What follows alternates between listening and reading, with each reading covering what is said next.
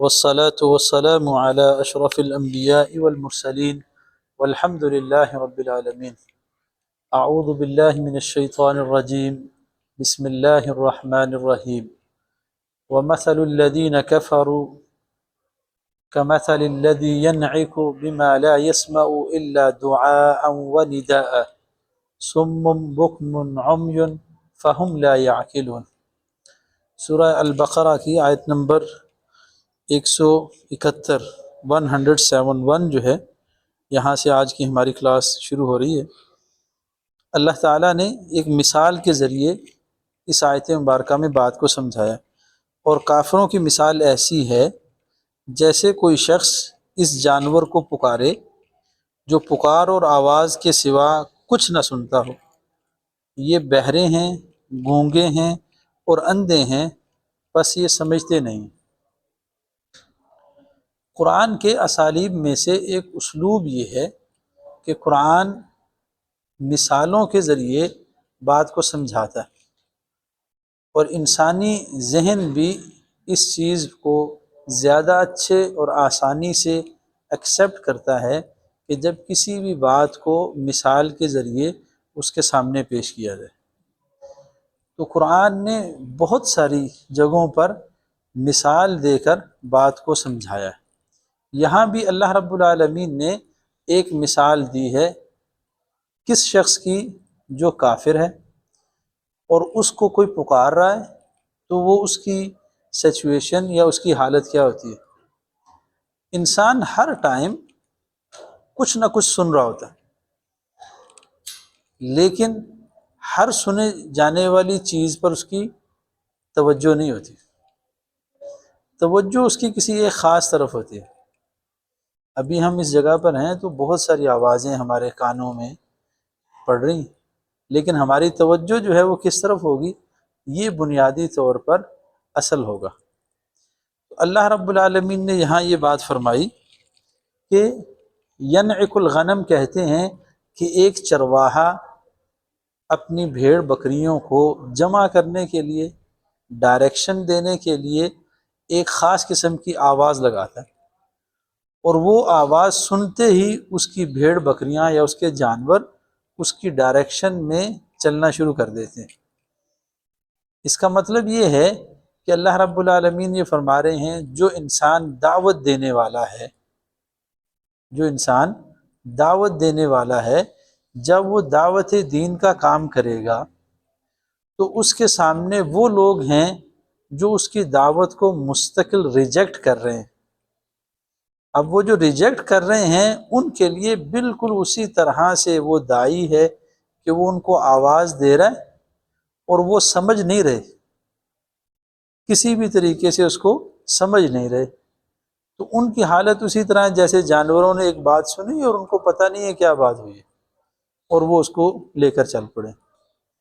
اسی کو مفسرین نے ایک اور مفہوم کے ساتھ بھی ذکر کیا۔ وہ ذکر کرتے ہیں اس کی مثال اس طریقے سے بھی ہم سمجھ سکتے ہیں کہ جو جانور ہے اس کے پاس سوچنے سمجھنے کی صلاحیت نہیں ہوتی، تو کافر کے پاس بھی جو اللہ کی وحی کو عقل پر پرکھنے کے بجائے اپنی صرف ہٹ درمی کی وجہ سے ریجیکٹ کرتا ہے، اس کے پاس بھی سوچنے سمجھنے کی صلاحیت نہیں ہوتی۔ وہ اپنے بڑوں کی بات کو کنسیڈر کرتے ہوئے صرف اسی کی اتباع و پیروی کر رہا ہوتا ہے۔ اس کی بیسیوں مثالیں، ہم اگر سیرت سے اس کی مثال دیکھنا چاہیں تو ہمیں بڑی آسانی سے یہ بات پتہ چل سکتی ہے کہ نبی کریم صلی اللہ علیہ وسلم جب دعوت دے رہے تھے تو کچھ لوگ کہہ رہے تھے کہ یہ بالکل ٹھیک بات ہے، لیکن وہ ایکسیپٹ نہیں کر رہے تھے۔ تو جو جانور ہے اس کے اندر چونکہ سوچنے سمجھنے کی صلاحیت نہیں ہے، تو اللہ نے اس کی مثال یہاں بیان کی ہے کہ جانور سوچتے سمجھتے نہیں ہیں، ان کو چرواہا جس طرح کی ڈائریکشن دیتا ہے وہ ایز اٹ از اس کو فالو کرتے ہوئے اپنی اس زندگی کو، اپنے مدار کو مکمل کر رہے ہوتے ہیں۔ اسی طرح جو کافر ہے، انکار کرنے والا ہے، بات سمجھنے والا نہیں ہے، وہ صرف اپنے بڑوں کی بات یا ریچولز یا اپنے آباء و اجداد کی باتوں کو صرف سنتا ہے اور انہی کو فالو کر رہا ہوتا ہے، بغیر سوچے سمجھے۔ اس کو قرآن نے ایک دوسرے انداز میں ایسے بیان کیا، وہ کیا کہتے ہیں، وجدنا علیہ آباءنا، ہم نے تو اپنے آباء و اجداد کو یہی کرتے دیکھا۔ یہ سب سے بڑی دلیل ہے جو کافروں کی طرف سے، انکار کرنے والوں کی طرف سے اہل ایمان یا نبی رحمت کے مقابلے میں پیش کی جاتی رہی ہے۔ اور یہ صرف نبی رحمت کے ساتھ متعلق نہیں ہے، پہلی جتنی بھی قومیں آئیں انہوں نے بھی یہی دلیل پیش کی، وجدنا علیہ آباءنا، ہم نے تو اپنے باپ دادا کو، اپنے بڑوں کو اسی طرح سے کرتے ہوئے دیکھا ہے۔ تو بنیادی طور پر اسلام، قرآن اس بات کی دعوت دیتا ہے کہ آپ ضرور رہنمائی چاہتے ہیں، آپ کو ضرور رہنمائی کی ضرورت ہے، لیکن ہر ایسی رہنمائی جو آپ کو بلائنڈ کر دے، آپ سے سوچنے سمجھنے کی طاقت سلب کر لے، ایسی رہنمائی کی آپ کو اجازت نہیں۔ ہم یہ سمجھتے ہیں کہ بس ایک شخص ہے جو اس نے کہا وہ ٹھیک ہے، اور ہمارے پاس بھی یہ دلیل ہوتی ہے، اچھا جو اس نے کہا ہے تو کچھ ٹھیک ہی کہا ہوگا، کسی وجہ سے ہی کہا ہوگا۔ یہ دلیل نہیں ہے، دلیل یہ ہے کہ اس نے کس دلیل کی بنیاد پر یہ بات کی۔ تو قرآن نے یہ فکر دی ہے کہ بنیادی طور پر انسان کو اللہ تعالیٰ نے جو سمجھنے کی، سوچنے کی طاقت دی ہے، جب اس کی یہ طاقت ختم ہو جائے کسی بھی وجہ سے تو پھر وہ انسان نہیں رہتا، پھر اس کی کیٹیگری مختلف ہو جاتی ہے۔ جیسے قرآن نے کہا لَهُمْ قُلُوبٌ لَا يَفْقَهُونَ بِهَا وَلَهُمْ آذَانٌ لَا يَسْمَعُونَ بِهَا أُولَئِكَ كَالْأَنْعَامِ بَلْ هُمْ أَضَلُّ، انسان ہیں، ان کے کان بھی ہیں، ان کی آنکھیں بھی ہیں، سب کچھ ان کے پاس ہے، دل بھی ہے، لیکن نہ وہ دیکھ رہے ہیں، نہ وہ سن رہے ہیں، اور نہ وہ سمجھ رہے ہیں۔ یہ قرآن نے تشبیہ دی ہے سورہ اعراف کے اندر کہ ایک آدمی ہے جو دیکھ رہا ہے، سن بھی رہا ہے، سمجھ بھی رہا ہے، لیکن اس سب کے باوجود اس کے اندر سوچنے کی صلاحیت ختم ہو گئی ہے، تو اللہ تعالیٰ کہتے ہیں اولئک کالانعام، یہ جانوروں کی طرح، کیونکہ جتنا دیکھنا جو ہے وہ انسان کر رہا ہے اتنا تو جانور بھی دیکھتے ہیں، جتنا سننا انسان کر رہا ہے اتنا سننا تو جانور بھی دیکھتے ہیں، جتنا سمجھنا انسان کر رہا ہے اتنا تو وہ بھی سمجھتے ہیں۔ جانور بھی سمجھ رہے ہیں جو ان کو اللہ تعالیٰ نے طریقہ کار، کھانے پینے کی جو چیزیں ان کو دی ہیں، کیسے چلنا ہے، کیا کرنا ہے، یہ ساری سمجھ کی بات ہے۔ لیکن اصل چیز یہ ہے کہ کوئی چیز آپ کے پاس آ گئی اور اس آنے کے بعد آپ نے اس چیز کو پرکھا کہ یہ چیز ٹھیک ہے یا غلط ہے، یہ صلاحیت صرف انسان کے پاس ہے۔ اسی کے اوپر اللہ رب العالمین ان کو انسان کہتے ہیں، اور اسی طرح کی فکر کو ختم کرنے والے کو اولئک کالانعام، جانور کہا گیا ہے۔ اگلی آیت مبارکہ ہے یا ایھا الذین آمنوا کلوا من طیبات ما رزقناکم واشکروا للہ ان کنتم ایاہ تعبدون، اے ایمان والو جو پاکیزہ چیزیں ہم نے تمہیں دی ہیں ان کو کھاؤ اور اللہ کا شکر ادا کرو اگر تم اس کی عبادت کرتے ہو۔ دو آیتیں یہ اور اس کے بعد والی آیت دونوں بڑی ہی امپورٹنٹ ہیں اس حوالے سے کہ اللہ تعالیٰ نے اس کائنات میں زیادہ تر چیزیں حلال اور جائز قرار دی، تھوڑی چیزیں ایسی ہیں جن سے انسان کو روکا۔ آپ کوئی بھی شخص حلال چیزوں کو گننا شروع کرے تو وہ نہیں گن سکتا، حرام کو گننا شروع کرے تو وہ اپنی فنگرز پر، ٹیپس کے اوپر جو ہے وہ گن سکتا ہے۔ تو یہاں اللہ رب العالمین ایمان والوں سے کہہ رہے ہیں طیبات، پاکیزہ چیزوں میں سے کھائیے جو اللہ نے تمہیں رزق دیا ہے، اور پھر اللہ کا شکر بھی ادا کیجئے۔ یہ دونوں چیزیں ایک دوسرے کے ساتھ لازم و ملزوم ہیں۔ جب انسان اللہ رب العالمین کی دی ہوئی طیب اور پاکیزہ چیز کو کھائے گا پھر وہ اس کا شکر ادا کر سکے گا۔ نبی پاک صلی اللہ علیہ وسلم نے فرمایا ایک شخص جو ہے وہ یہاں سے بیت اللہ حج کرنے کے لیے جاتا ہے، سفر کی وجہ سے اس کے کپڑے جو ہیں وہ گرد آلود ہو جاتے ہیں اور وہ بہت مصیبتیں سفر کی طے کر کے جاتا ہے۔ اب وہ بیت اللہ میں کھڑا ہے اور اللہ تعالیٰ کو پکار رہا ہے، یا ربی یا رب، اے میرے رب، اے میرے رب۔ تو نبی رحمت فرماتے ہیں اللہ تعالیٰ اس کو رپلائی کر رہے ہیں، کیسے میں تیری دعا کو قبول کروں؟ تمہارا کھانا حرام کا، تمہارا پہننا حرام کا، تمہارا جسم حرام سے بنا، فَأَنَّى يُسْتَجَابُ لَهُ، کیسے تمہاری دعا کو قبول کروں؟ تو یہ جو رزق حلال ہے نا، یہ بنیاد ہے تمام عبادات، ہر عمل کی، ہر کام کی۔ اور رزق حلال کے لیے اللہ رب العالمین نے بہت ہی واضح انداز میں قرآن مجید میں اور نبی رحمت صلی اللہ علیہ وآلہ وسلم نے احادیث مبارکہ میں بیان کیا ہے۔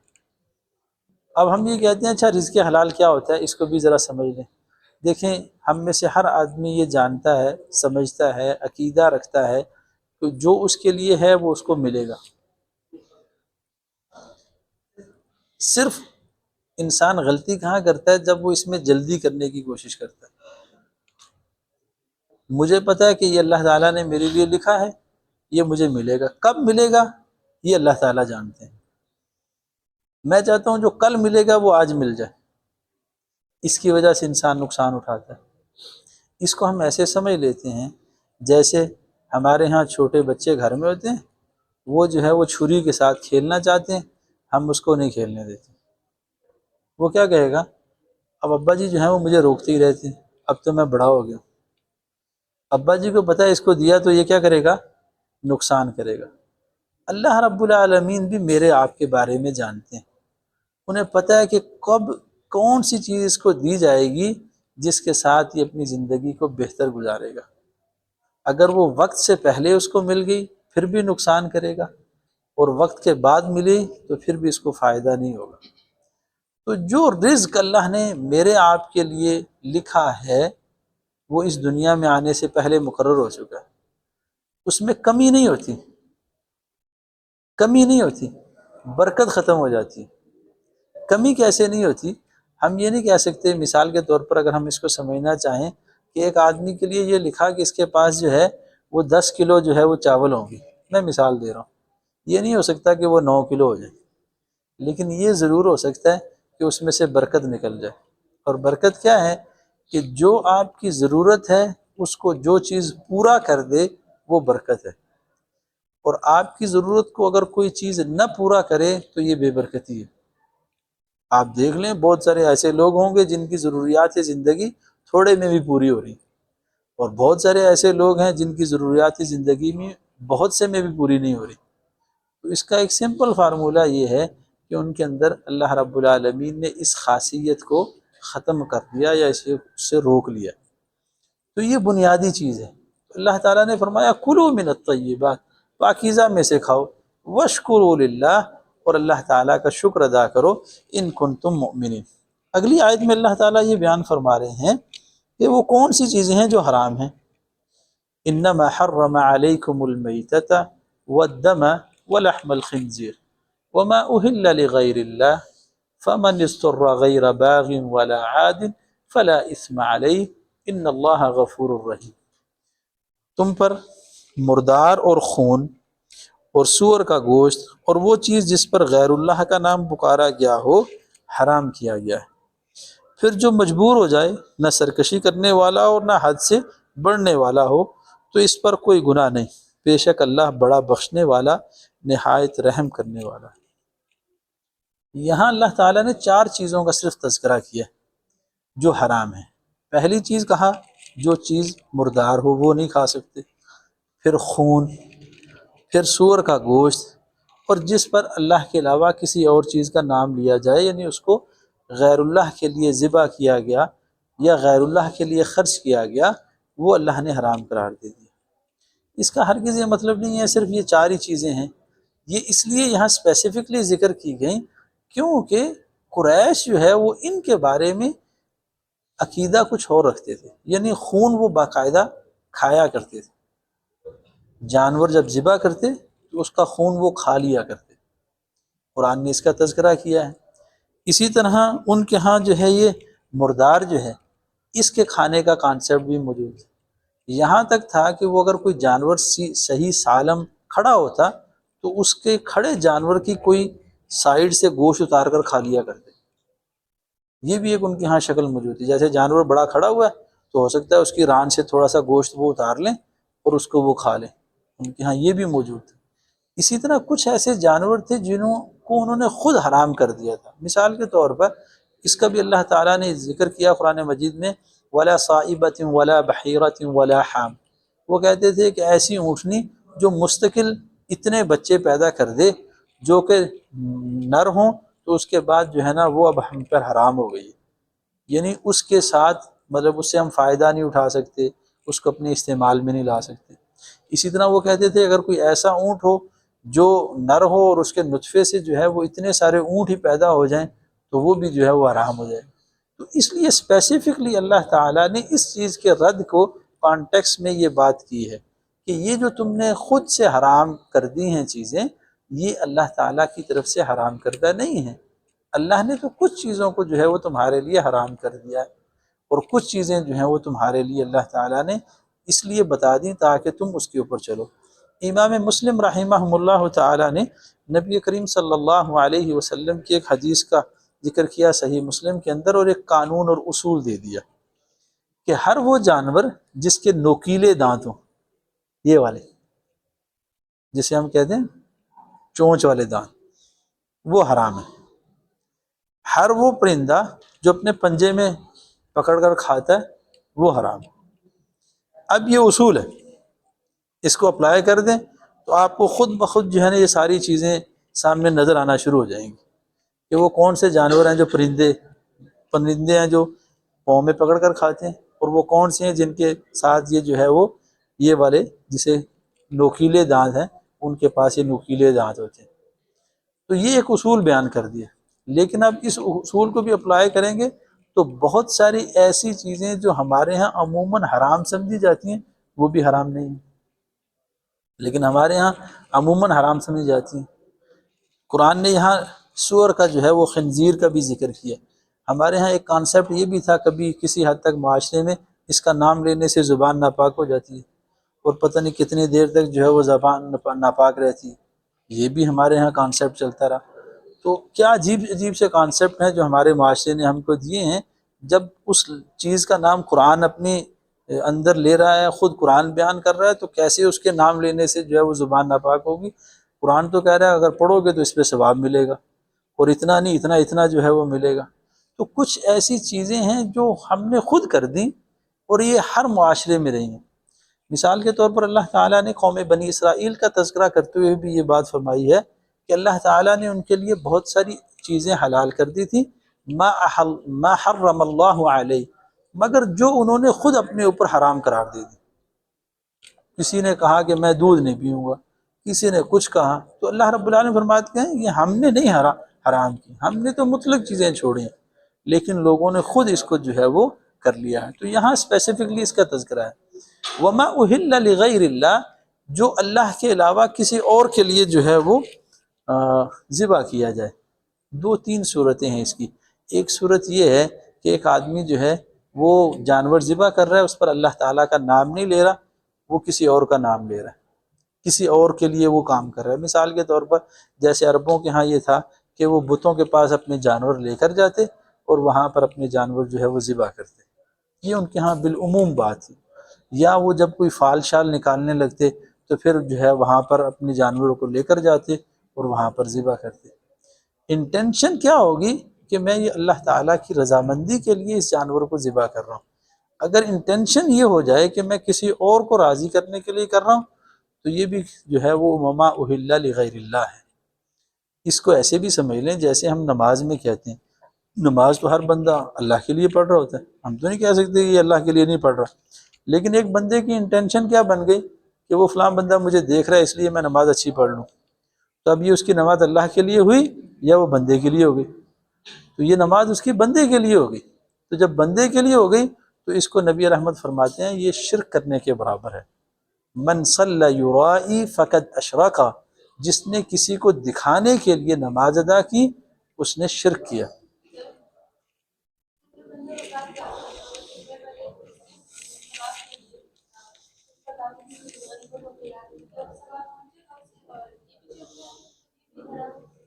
نہیں، صدقہ و خیرات کرنا تو غلط نہیں ہے،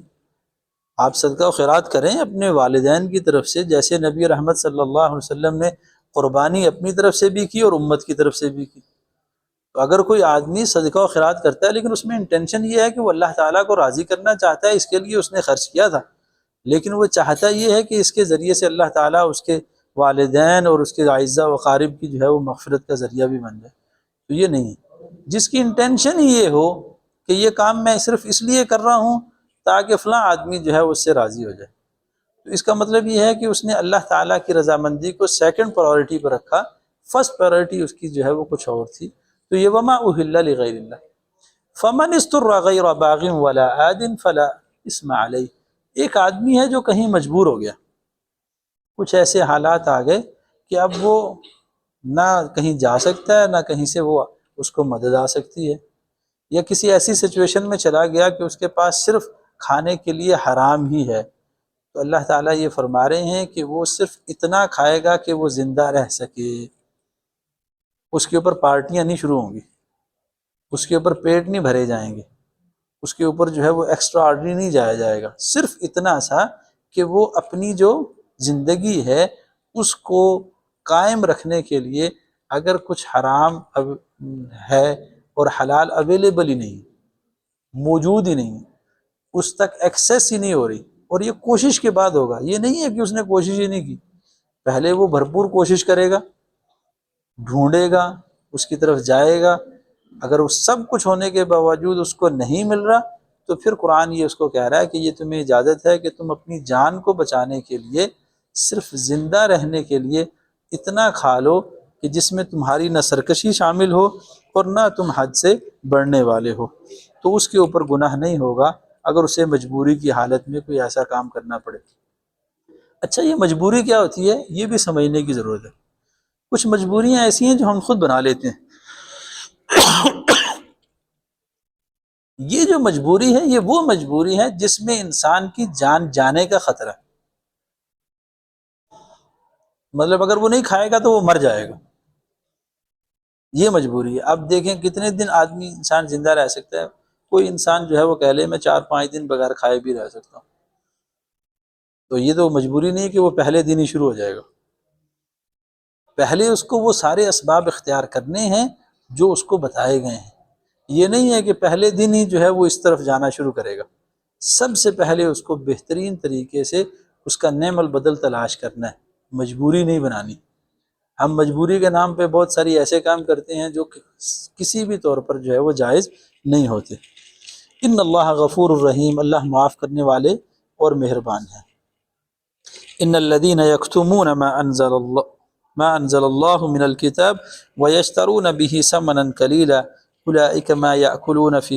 بطونهم الا النار ولا يكلمهم الله يوم القيامة ولا يزكيهم ولهم عذاب علیم، بے شک وہ لوگ جو اللہ کی نازل کردہ کتاب کو چھپاتے ہیں، اس کے بدلے میں تھوڑا سا مول لیتے ہیں، یہ اپنے پیٹ میں آگ بھر رہے ہیں، اللہ قیامت کے دن سے بات نہیں کرے گا نہ انہیں پاک کرے گا، ان کے لیے دردناک عذاب ہے۔ یہ جو بات ہے یہ خاص طور پر ان لوگوں کے لیے ہے جو دین کا کام کر رہے ہیں۔ کسی نے ان سے مسئلہ پوچھا، انہوں نے صرف اس کو راضی کرنے کے لیے مسئلہ غلط بتا دیا یا خاموش ہو گئے،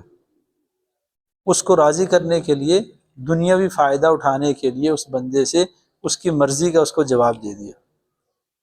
تو یہ جو ہے بہت سخت ہے۔ مطلب جو لوگ یہ ذمہ داری پر ہیں ان کے لیے سینکشنز بھی بہت سخت ہیں، یہ معمولی کام نہیں ہے، یہ بہت زیادہ اہمیت کا حامل کام ہے کہ جب آپ اس منصب پر آئیں گے تو پھر آپ کو کوئی چیز اس طریقے سے نہیں کرنی جس کے اندر آپ مداہنت کا شکار ہوں۔ مداہنت کہتے ہیں آپ کو پتہ بھی ہے لیکن جان بوجھ کر آپ کمپرومائزنگ سچویشن کے اندر جا رہے ہیں، تو قرآن نے یہاں یہ ان لوگوں کے لیے کہا، اور یہ خاص طور پر ذکر ہو رہا ہے یہود کا، یہاں پر بیک گراؤنڈ میں انہی سے متعلق باتیں چل رہی ہیں کہ وہ یہ کیا کرتے تھے کہ اللہ تعالیٰ کی آیتوں کو چھپا لیتے تھے، لوگوں کو بتاتے نہیں تھے تاکہ لوگوں سے جو ہے نا وہ دینی منفعت جو ہے وہ حاصل کر لیں، اور اللہ تعالیٰ نے فرمایا کہ دنیا جو ہے وہ آخرت کے مقابلے میں، جیسے نبی کریم صلی اللہ علیہ وسلم نے فرمائی، ایک مردہ بکری کے بچے سے بھی جو ہے وہ حقیر ہے، ایک بچہ مرا ہوا ہے وہ بکری کا ہے اور وہ بھی مردہ بکری کا۔ اور حدیث کے الفاظ یہ ہیں وہ چھوٹی نسل کی ٹیڑی بکری کا جو ہے نا وہ بچہ تھا، جسے لوگ ویسے ہی پسند نہیں کرتے۔ تو نبی نے فرمایا کوئی اس کو خریدے گا؟ انہوں نے کہا نبی رحمت اسے کون خریدے گا؟ کہا اللہ کے نزدیک جو ہے وہ دنیا کی قیمت اس سے بھی کم ہے، اگر اسے بھی تم خریدنا چاہو تو۔ پھر فرمایا دوسری بات وَلَا يُكَلِّمُهُمُ اللَّهُ يَوْمَ الْقِيَامَةِ وَلَا يُزَكِّيهِمْ، یہ اللہ کی ناراضگی ہے،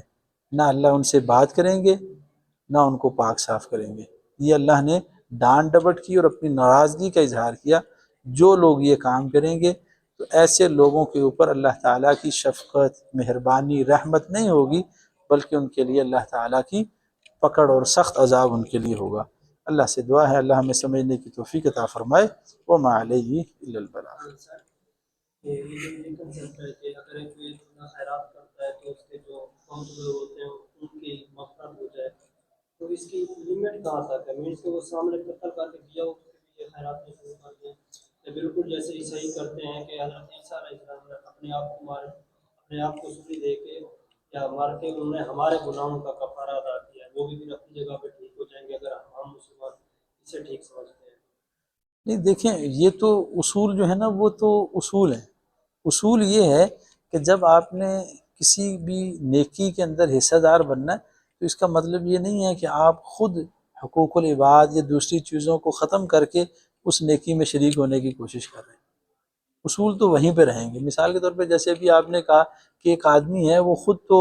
لوگوں کو جو ہے وہ تکلیف پہنچاتا ہے، لیکن اس کے بعد والے لوگ اگر اس کے لیے خیرات اور صدقات بھی کرتے ہیں تو اس کا معاملہ اتنا آسان نہیں ہے جتنا ہم اس کو یہ سمجھ رہے ہیں۔ لیکن ایک چیز ہے جسے ہم کہیں گے نیکی، اور ایک چیز ہے اس بندے کا اپنا عمل۔